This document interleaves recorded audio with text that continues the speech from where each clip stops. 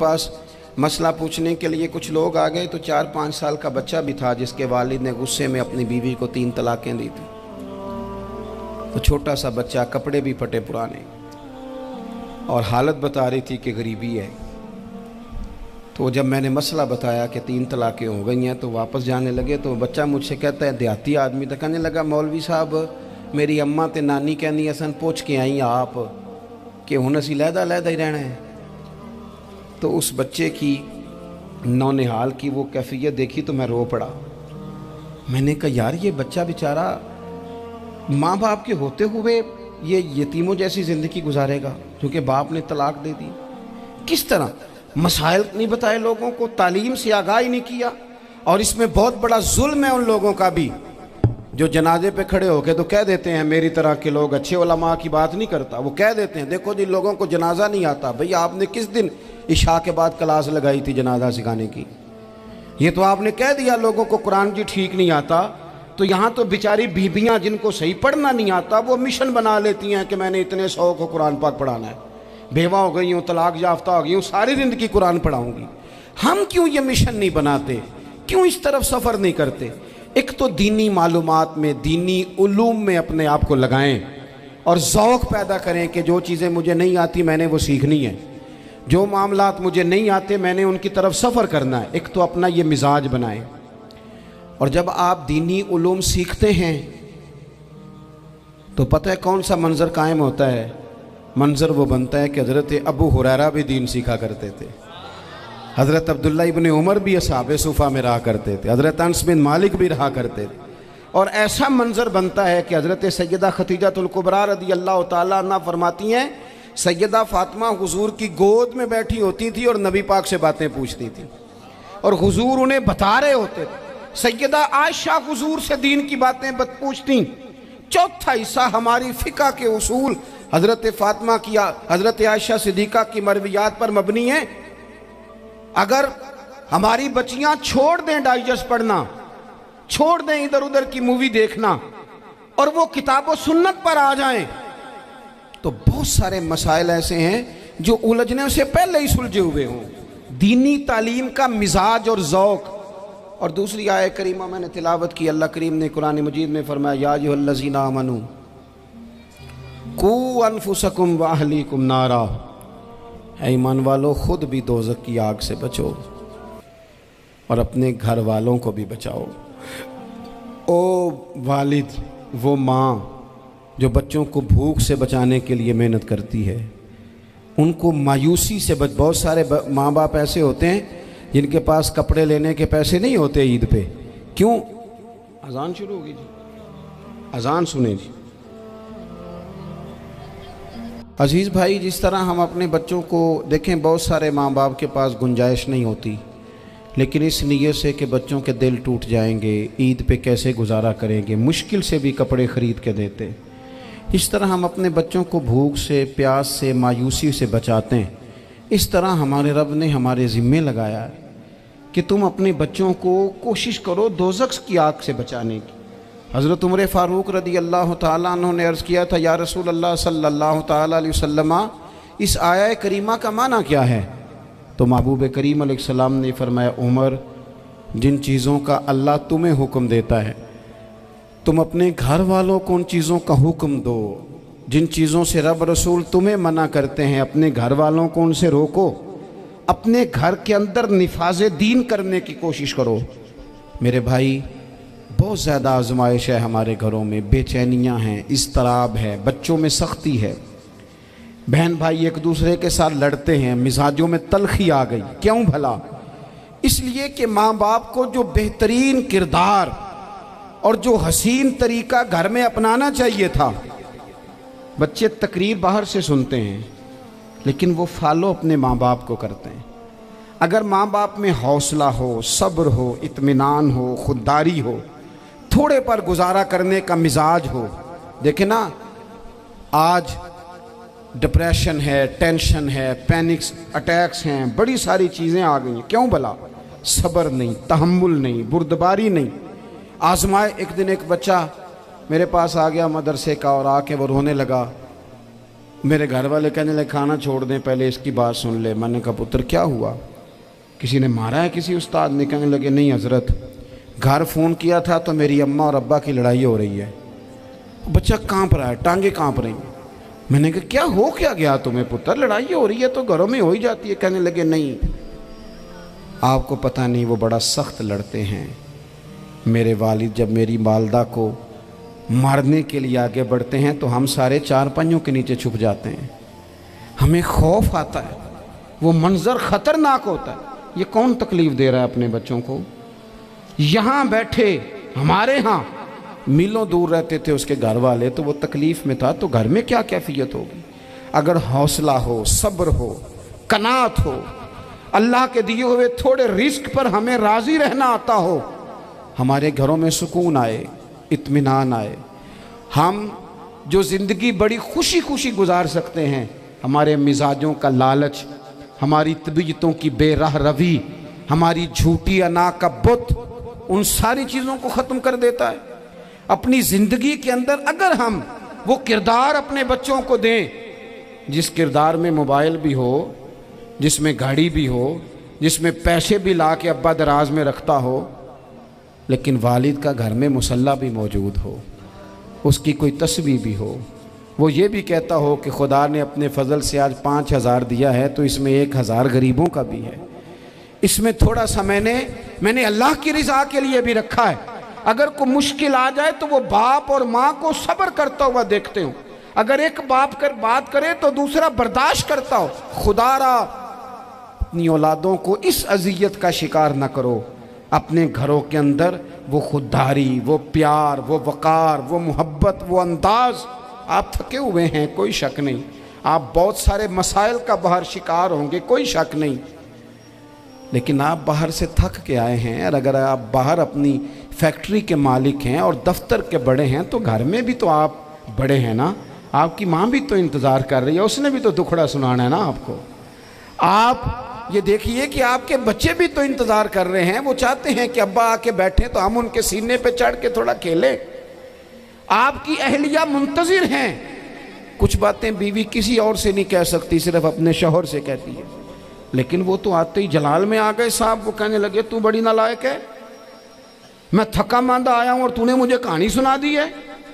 وہ اس خاتون سے شدت کے ساتھ پیش آنے لگے۔ میرے رسول پاک کی حیات نور کو دیکھو، حضرت ام ایمن حضور کی رضائی والدہ ہیں، ان کی بھی خدمت ہو رہی ہے، حضرت حلیمہ سعدیہ آ رہی ہیں تو خدمت ہو رہی ہے، حضرت عباس حضور کے چچا ہیں تو کریم فرماتے ہیں میرے چچا ہیں باپ کی جگہ پہ۔ حضور دوست احباب صحابہ غلاموں سب کے ساتھ پیار کر رہے ہیں، 9 ازواج مطہرات ہیں گھر کے اندر، اور کیفیت یہ ہے کہ حضور صرف ان کی ضرورتوں کا ہی خیال نہیں کرتے، خواہشات کا ہی خیال نہیں کرتے، بلکہ میرے کریم کا طریقہ یہ ہے کہ کوئی بندہ آج بول کیا رہا ہے، وہ کہاں کھڑا ہے آج، اس کے جملے کس طرح کے ہیں، اس کا لہجہ کس طرح کا ہو گیا ہے اور اسے ٹھیک کیسے کرنا ہے، محبوب اس کا خیال فرماتے، توجہ کرتے۔ میں کہتا ہوں کہ ہم سب کو شوق آیا ہے آرام کرنے کا۔ میں صبح 11 بجے سے پہلے اپنے گھر سے نکل آیا تھا، اور یہ وقت آ گیا ہے اور رات کو خدا جانے کس وقت گھر پہنچنا ہے۔ کئی دفعہ کیفیت یہ ہوتی ہے کہ گاڑی سے اترتے ہیں تو پھر دل کرتا ہے کہ کوئی اٹھا کے چلائے نہ کبھی، اس کے باوجود بہت سارے لوگ ناراض رہتے ہیں کہ ہم سے مل کے نہیں گئے، فوٹو نہیں کھنچوا کے گئے، فلانی جگہ چائے نہیں پی کے گئے۔ یہ تسلسل ہے، لیکن میں جتنا مرضی تھکا ماندہ گھر جاؤں گا نا، کبھی ایسا نہیں ہوا کہ میں گھر جاؤں تو بڑی ٹینشن میں جاؤں۔ میری گھر والی ایک دن مجھ سے کہنے لگی آپ نے کبھی نہیں کہا کہ میں تھکا ہوا آیا، بندہ تھک بھی تو جاتا ہی ہے نا، کبھی کہاں کرے نا۔ میں نے اسے کہا پتہ کیوں نہیں کہتا؟ اس لیے نہیں کہتا کہ میں نہیں چاہتا کہ میرے بچے یہ کہیں کہ ہم نے دین نہیں پڑھنا، ہمارا باپ تو بڑی مشکل میں ہے۔ ہم اپنے کام کے بارے میں اپنے گھر میں شکوے کرتے ہیں۔ آپ کسی بچے سے پوچھ لیں کون سا کام کرنا ہے، کہنا جڑا ابا جی کر دے رہے ہیں وہ نہیں کرنا۔ کیوں؟ کہ ابا جی ہر روز تو کہتے ہیں میں بڑا الجھ گیا ہوں، یہ کام بڑا مشکل ہے۔ میں چاہتا ہوں کہ میں اپنے بچوں کو یہ بتاؤں کہ پتر میں تو جدھر جاتا ہوں پھول ہی پھول ہیں، میں تو جدھر سے گزرتا ہوں محبت ہی محبت ہے، میں تو جدھر سے دیکھتا ہوں دعائیں ہی ملتی ہیں، تاکہ ان کا شوق پیدا ہو۔ میرے عزیز، آپ تھوڑا سا دل بڑا کریں۔ اگر آپ ایک کی وجہ سے پورا گھر سکون میں آ جاتا ہے تو آپ دل بڑا کیوں نہیں کرتے؟ جگہ ڈھونڈتے ہیں بس مجھے کوئی تنگ نہ کرے، کوئی میری باپ ماں بدولت کو کوئی پریشان نہ کرے۔ بخاری شریف سنیے، حضرت عائشہ صدیقہ رضی اللہ تعالیٰ عنہ بیٹھی ہیں، حضور فرمانے لگے عائشہ آج ایک بات نہ بتاؤں تمہیں؟ یا رسول اللہ بتائیے۔ حضور فرمانے لگے جب تم مجھ سے ناراض ہوتی ہو تب بھی مجھے پتہ چل جاتا ہے، اور جب راضی ہوتی ہو پھر بھی پتہ چل جاتا ہے۔ تو حضرت سید عائشہ صدیقہ بات سن کے بڑی خوش ہوئیں، یا رسول اللہ وہ کیسے؟ حضور فرمانے لگے کبھی کبھی تم قسم اٹھاتی ہو۔ یا رسول اللہ ہاں۔ فرمایا جب ہوتی ہو نا راضی، خوش، تو پھر کہتی ہو مجھے رب محمد کی قسم صلی اللہ علیہ وسلم، پھر تم میرے نام کے ساتھ رب کریم کا نام ملا کے قسم اٹھاتی ہو، رب محمد کی قسم۔ یا رسول اللہ بالکل ایسے ہی ہے۔ اور فرمایا جب تمہارے دل میں کوئی بات ہوتی ہے نا تو پھر تم کہتی ہو مجھے رب ابراہیم علیہ السلام کی قسم، پھر تم رب محمد نہیں کہتی۔ یہ بخاری مسلم میں موجود ہے۔ حضرت عائشہ صدیقہ نے تو بات سنی تو کھل گئی طبیعت، کہنے لگی کریم صدقے جاؤں، یہاں تک خیال فرماتے ہو؟ کس کے جملے کہاں پہنچ گئے، یہاں تک خیال ہے؟ فرمایا مجھے پتہ چل جاتا ہے کہ تمہاری کیفیت کیا ہے، کہاں کھڑی ہو۔ اور بھئی ہم تو اپنی ماں کا بھی خیال نہیں رکھتے۔ اللہ تبارک و تعالی اپنے بندوں پر بڑا مہربان ہے، وہ اپنے بندوں کو معاف کرنے والا ہے، اپنے بندوں پر رحمت کرنے والا ہے۔ ہم اللہ تعالیٰ کے عاجز بندے ہیں، خواہشات نفسانیہ کئی دفعہ معاذ اللہ غالب آتی ہیں، غلطیاں ہو جاتی ہیں، اور ان غلطیوں کی پاداش میں انسان اپنی جان پر زیادتی کرتا ہے۔ اللہ تعالیٰ معاف کرے تو اس کا سفر اللہ کے عذاب کی طرف ہوتا ہے۔ اب ہمیں یہ حکم ہے کہ ہم سب بار بار استغفار کریں اپنے رب کی بارگاہ میں، اس کے حضور توبہ کریں، اللہ سے معافی کے خواستگار ہوں۔ نبی پاک علیہ الصلوۃ والسلام نے تعلیم امت کے لیے فرمایا ہے کہ میں دن میں 100 بار اپنے رب سے استغفار کرتا ہوں۔ بار بار اس کی طرف رجوع کیا جائے، بار بار اپنے رب کے حضور معافی مانگی جائے، اور بار بار جائزہ لیا جائے اپنے اعمال کا، بار بار کوشش کی جائے کہ ہم اپنے آپ کو سنواریں، ہم اپنے آپ کو بدلیں، اپنے اندر تبدیلی لائیں، ہم ایسے اعمال کریں جس کی برکت سے اللہ تعالی ہمیں معاف فرمائے۔ اللہ جزائے، بڑی مہربانی، جزاک بڑی مہربانی۔ کوشش کریں کہ ہم بار بار اپنا حساب کریں، محاسبہ کریں۔ ہمارے ہاں یہ ہوتا ہے کہ لوگ اپنی جسمانی صحت کا تو بڑا خیال رکھتے ہیں کہ میری طبیعت ٹھیک نہیں، ٹیسٹ کرا لوں، یہ چیز کھاؤں، یہ نہ کھاؤں، میں غور کروں کہ کس چیز سے میری طبیعت خراب ہوتی ہے، کس سے بہتر ہوتی ہے، اس کا بڑا لحاظ اور خیال کیا جاتا ہے۔ لیکن روحانی زندگی کس سے برباد ہوتی ہے، کون سے گناہ ہیں جو باطن کو اجاڑ دیتے ہیں، دل کو تباہ کر دیتے ہیں، اخلاق کا جنازہ نکال دیتے ہیں، اس پر ہم غور نہیں کرتے۔ اپنی ساری زندگی اپنا ظاہر سنوارنے میں گزار دیتے ہیں، اور دل جس پر رب کریم کی نظر کرم رہتی ہے اس پر ہم توجہ نہیں کرتے۔ سب سے پہلے تو اپنا محاسبہ کریں زندگی میں۔ حضرت عمر رضی اللہ تعالیٰ عنہ ایک جملے میں بات بہت بڑی ارشاد فرما گئے۔ آپ فرماتے ہیں کہ اپنا حساب کرو اس سے پہلے کہ تمہارا حساب کیا جائے، پھر حساب کیا جائے گا تمہارا پھر مشکل ہوگی، تو ابھی سے اپنا حساب کیا جائے۔ اب ان لوگوں کا معاملہ ہے جو دنیا سے رخصت ہو گئے، انسان خیر اور بدی اس کا مجموعہ ہوتا ہے. انسانوں میں نیکیاں بھی ہوتی ہیں، کمزوریاں بھی ہوتی ہیں. اب ہم میں سے جو دنیا سے رخصت ہو گئے ہیں ان کے تعلق سے ہمارے کوئی ذمہ داریاں ہمارے ذمے بچتی ہیں. ایک تو ہم سب کا معاملہ ہے، وہ میں نے پہلے عرض کر دیا کہ ہمیں اپنا حساب کرنا ہے، اپنے معاملات کو دیکھنا ہے، استغفار کرنا. پھر یہ کہ جو لوگ رخصت ہو گئے ان کے لیے کیا کریں. تو چونکہ انسان میں کمیاں بھی ہوتی ہیں، خوبیاں بھی ہوتی ہیں، تو سب سے پہلے تو اللہ کے حبیب علیہ السلام نے ہمیں فرمایا ہے کہ اذکروا محاسن موتاکم، جب تم میں سے کوئی رخصت ہو جائے تو اس کی اچھی اچھی باتوں کا ذکر کرو. ایسا نہیں کہ انسان میں ساری خوبیاں ہی ہوں گی، لیکن تم خوبیاں تلاش کر کے ان کا بیان کرو. تم زمین پر اللہ کے گواہ ہو. ایک تو جب بھی کسی جانے والے کا ذکر کریں خیر کے ساتھ کریں، بھلائی کے ساتھ کریں، اچھے لفظوں کے ساتھ کریں. کہیں کوئی کمی یاد آئے بھی تو اب اسے چھوڑ دے، وہ بندہ رخصت ہو گیا. اس کا ذکر خیر کے ساتھ کرنا، اس کو ذہن میں ضرور بٹھائیں. دوسری بات یہ کہ جب کوئی دنیا سے جائے تو اس کی طرف سے ایصال ثواب کریں، یعنی ایسے اعمال کریں جن کی وجہ سے اسے ثواب پہنچے. اب ہمارے ہاں جو رسم و رواج بعض بن گئے ہیں، بڑی بڑی دیگیں، بڑے لاؤ لشکر، نامی گرامی بندہ ہے تو نامی گرامی آؤ جاؤ تو کھانے تو بڑا جلسہ تو پتہ لگ جائے لوکاں نوں. تو پہلے تو یہ یاد رکھو جس کام میں تھوڑی سی بھی ریاکاری ہو اس پر اللہ کی بارگاہ سے اجر کی امید کیسے رکھتے ہو؟ جب تک عمل خالص لوجہ اللہ نہیں ہوتا، جب اس پر ثواب مل نہیں رہا تو جائے گا کیسے؟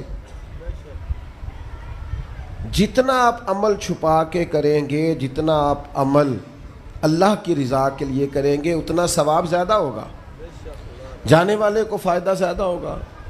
وہ میں ختموں پہ جاتا ہوں کئی دفعہ تو وہ کہتے ہیں اتنے لاکھ روپیہ مسجد کو دیا، اس کا بھی اعلان کر دیں. اتنے قرآن پاک پڑھے ہیں تو اس کا بھی اعلان کر دے. کس کو بتا رہے ہو اعلان کر کے؟ اللہ کو تو پتہ ہے تم نے کیا پڑھا ہے. یہ پرچیاں پڑھ پڑھ کے کس بات کی سنا رہے ہو؟ کیا مطلب ہے اس کا؟ حضرت عبداللہ ابن مسعود رضی اللہ تعالیٰ عنہ فرماتے ہیں بعض ریاکار مر کے بھی ریاکاری نہیں چھوڑتے. حضور مر کے ریاکاری نہیں چھوڑتے، مرنے کے بعد کیسی ہوگی؟ فرماتے ہیں ان کی خواہش ہوتی ہے جنازے بڑے ہونے چاہیے، لوگوں کو پتہ لگ جائے فلانا گیا. مرنے کے بعد بھی تو دکھاوا کر رہا.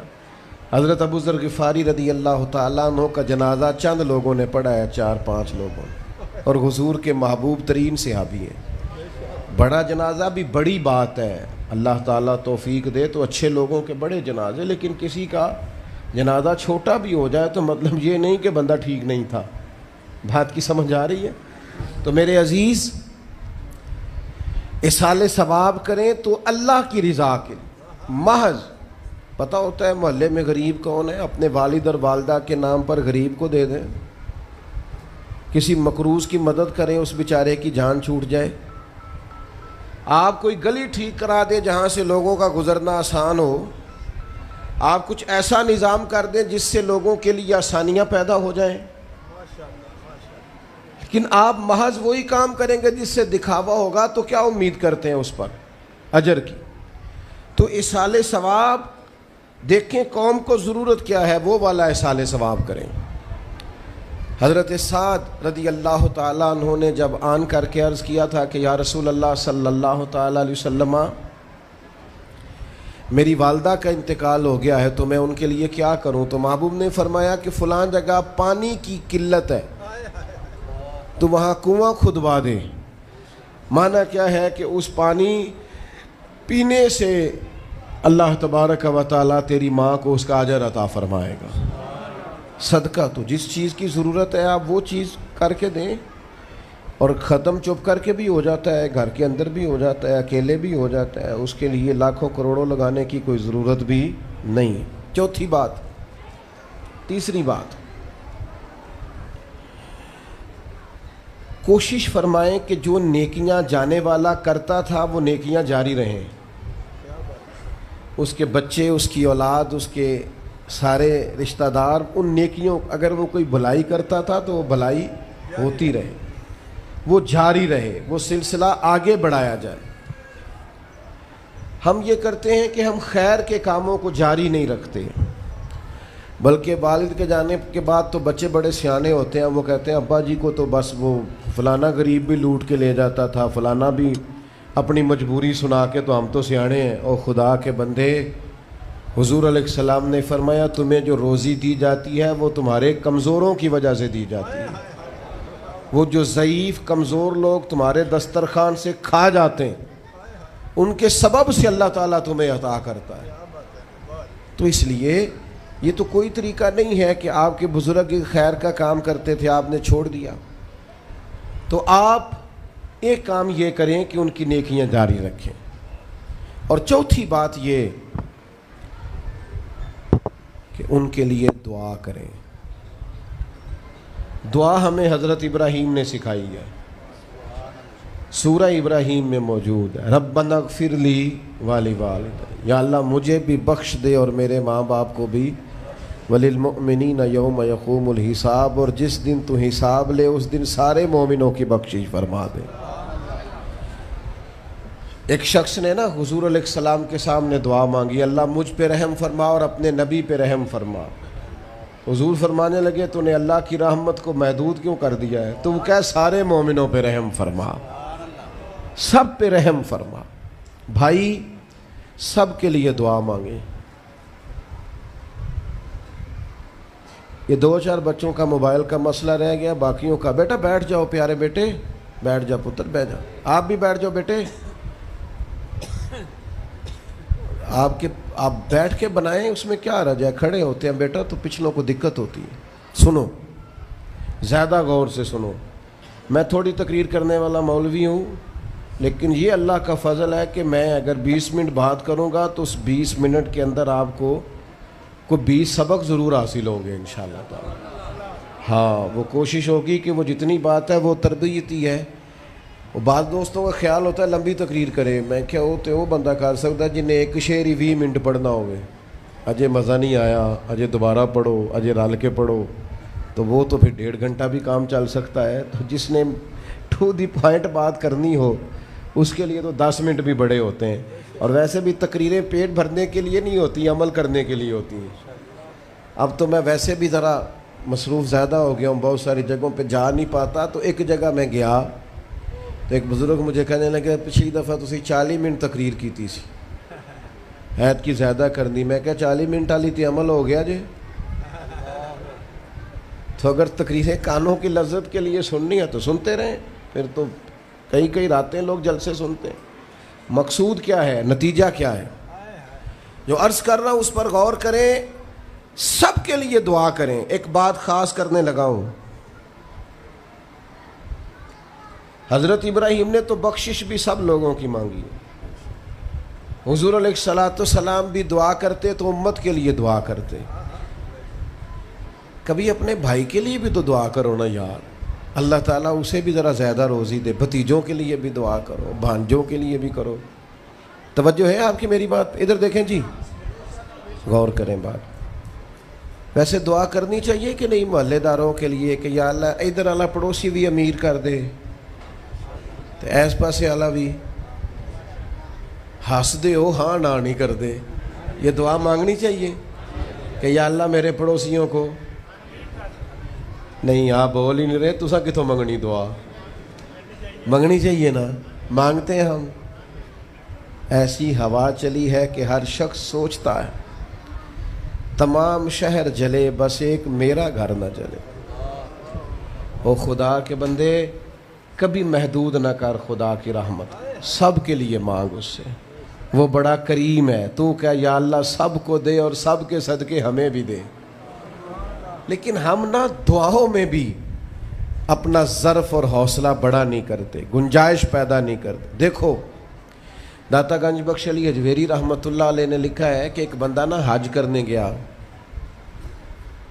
تو ہر جگہ دعا مانگتا تھا، یا اللہ میرے دوستوں کو نیک کر دے، یا اللہ میرے دوستوں کو نیک کر دے۔ عرفات میں بھی، منا میں بھی، مزدلفہ میں بھی، بیت اللہ شریف کے پاس بھی، ہر جگہ یا اللہ میرے دوستوں کو اچھا کر دے۔ تو ایک بندے نے اسے کہا یار یہ عجیب دعا کرتا ہے تو، میرے دوستوں کو نیک کر دیں, اپنے لیے بھی تو مانگنا. تو کہنے لگا اللہ کے بندے میں ہر وقت دوستوں کے بیچ رہتا ہوں, اگر وہ نیک ہو گئے تو میں بھی انشاءاللہ ہو جاؤں گا. ان کی صحبت میرے اوپر بھی اچھا اثر ڈالے گی, چونکہ رہتا جو ان کے بیچ ہوں. ہمارا علاقہ امیر ہو گیا تو انشاءاللہ ہم بھی ہو ہی جائیں گے. لوگوں کے رزق میں برکت ہوگی تو ہمارے رزق میں بھی تھوڑا سا نا کشادہ دل کریں ہر معاملے میں. اور سنیں حدیث پاک, نبی کریم علیہ الصلوۃ والسلام نے فرمایا جو دعا اپنے بھائی کی غیر موجودگی میں اس کے لیے مانگی جاتی ہے نا, اللہ وہ دعا جلدی قبول فرماتا ہے. اور حضور فرماتے ہیں جب تم اپنے بھائی کی غیر موجودگی میں اس کے لیے دعا مانگتے ہو, اللہ تمہارے سرانے فرشتہ کھڑا کرتا ہے, اور فرشتہ کہتا ہے مالک جو یہ اس کے لیے مانگ رہا ہے پہلے اسے عطا فرما. تو کیسی سعادت کی بات. لیکن سینہ کشادہ کرنا پڑے گا, دل بڑا کرنا پڑے گا, حوصلہ بڑا کرنا پڑے گا. جب تک دل, طبیعت, حوصلہ یہ بڑا نہیں ہوتا اتنی دیر تک لطف. حضور کی ساری امت کے لیے دعا مانگیں کہ اے اللہ جتنے خوش عقیدہ ہیں محبوب کے غلام سب کو جنت عطا فرما, سب کے لیے کھول دے دروازے جنت کے. دعا اللہ کی. اچھا پھر دعا مانگنی بھی ذرا ذوق سے چاہیے.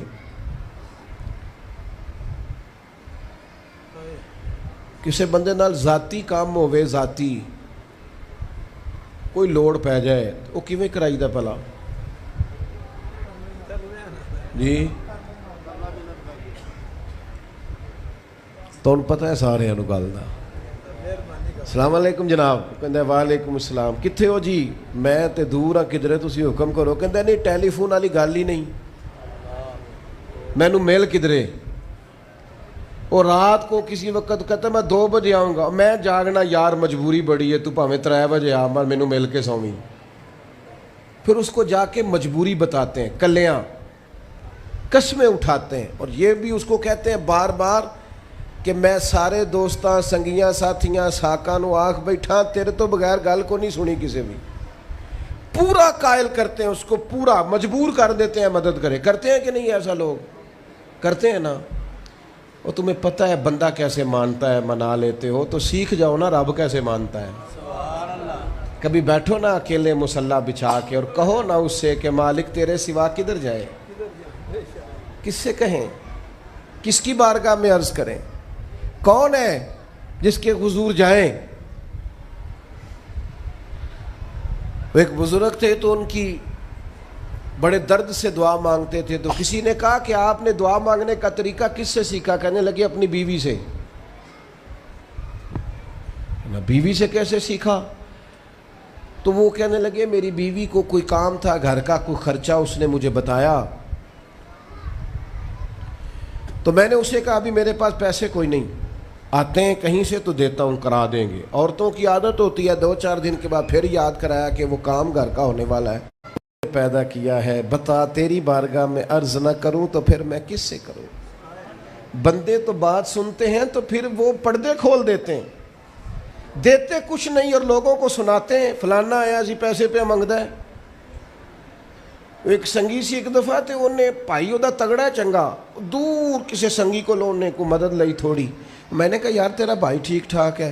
وہ کہتا ہے دیندا تے ہے پر بدنامی بڑی کرتا ہے, سب نو دس چھڑتا ہے. عزت رب کی بارگاہ میں بندہ عرض کرتا ہے تو بندے کا پردہ بھی رہ جاتا ہے اور وہ عطا بھی کر دیتا ہے. میرے دوستو دعائیں شوق سے مانگو, دعائیں درد سے مانگو. وہ اکبر اللہ آبادی نے کہا تھا مصیبت میں بھی اب یاد خدا ہم کو نہیں آتی. دعا منہ سے نہ نکلی, جیبوں سے عرضیاں ہی نکلیں. دفتروں میں درخواستیں جمع کرانے کے لیے بڑا وقت ہے, اس کی بارگاہ میں کیوں نہیں بیٹھتے؟ اس کے حضور حاضر کیوں نہیں ہوتے جو پردہ پوشی کرے, اپنے بندوں کو نوازے؟ اور 10 منٹ نکال کے اس کی بارگاہ میں آ تو صحیح. حضور فرماتے ہیں رب کہتا ہے میرا بندہ جب میری بارگاہ میں ہاتھ اٹھاتا ہے مجھے حیا آتی ہے, میں خالی واپس کیسے کروں. جاتے ہی نہیں, عرض ہی نہیں کرتے. دعا تو مومن کا ہتھیار ہے, طاقت ہے بندے کی, شان ہے. ہر دکھ سکھ رب رسول کی بارگاہ میں کہے. طاقتور ہو جائے اور پھر دعا ذوق سے کرے, شوق سے. میں چھوٹا سا آدمی ہوں, صبح مسجدوں میں نا قاری صاحب کے پاس, حافظ صاحب کے پاس بچے سبق پڑھنے آتے ہیں, الف با تا سا. میری طرح کا سب سے چھوٹا مولوی بھی سبق پڑھا رہا ہو نا, تو بچہ سبق پڑھاتے ادھر ادھر دیکھے تو قاری صاحب تھپڑ مارتے, کہتے ادھر تک کوئی سبق میرے سے پڑھ رہا, دیکھ ادھر رہا ہے. اور بات بھی ٹھیک ہے کہ وہ بچہ کیسے پڑھے گا جس کا دھیان ہی نہیں, لفظوں کی پہچان ہی نہیں ہوگی. ڈانٹتے ہیں استاد, ادھر توجہ کر. عجیب لوگوں نے رب سے دعا مانگ رہے ہیں, دھیان کسی اور طرف ہے, دل کسی اور طرف ہے, ذوق کسی اور طرف, توجہ ہی کوئی نہیں. مانگ اللہ سے رہیں. بارگاہ کتنی بڑی ہے اور رٹی رٹائی دعائیں چل رہی ہیں, دعاؤں میں باتیں ہو رہی ہیں. ان تے بندے دعا دے ٹائم بھی موبائل نہیں بند کرتے.